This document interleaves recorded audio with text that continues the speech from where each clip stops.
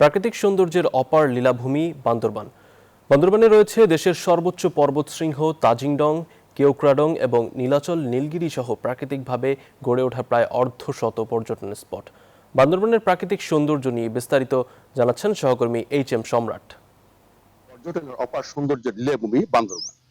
বান্দরবানে রয়েছে দেশের সর্বোচ্চ পর্বতশৃঙ্গ কেওক্রাডং, তাজিংডং, মেঘলা, নীলাচল সহ প্রাকৃতিকভাবে গড়ে ওঠা প্রায় অর্ধশতাধিক পর্যটন স্পট। আমি এই মুহূর্তে দাঁড়িয়ে আছি বান্দরবানের অন্যতম জনপ্রিয় পর্যটন স্পট নীলাচলে। বান্দরবান নীলাচলে পর্যটন স্পটে আসতে দেখা যাবে প্রাকৃতিক যেমন সৌন্দর্যের পরিবেশ, তেমন মেঘের সাথে মিতালি। বান্দরবানের দূর দূরান্ত থেকে পর্যটকরা ছুটে আসে বান্দরবানের এই নীলাচলের প্রাকৃতিক দৃশ্যে।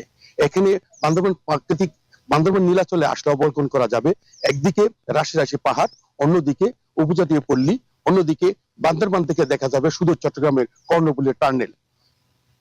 আমি এই মুহূর্তে দাঁড়িয়ে আছি বান্দরবান নীলাচল পর্যটন স্পটে। আমি একজন পর্যটন প্রেমী পর্যটকের সাথে কথা বলতে চাই।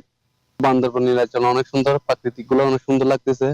মেঘলা এবং নীলাচল আমরা ঘুরতেছি এখানে, পর্যটক এরিয়া অনেক সুন্দর, আসলে ভালো লাগতেছে। মুগ্ধ আমরা এখানে ঘুরে আর কি। আমরা সীতাকুণ্ড থানা কুমিল্লা থেকে আসছি আর কি। তেমনটাই জানাচ্ছিলাম, বান্দরবানের আসলে প্রত্যেকটি পর্যটক বান্দরবান নীলাচলের প্রাকৃতিক দৃশ্য দেখে মন ভরে খুশি মনে বান্দরবান থেকে ফিরে যাচ্ছেন।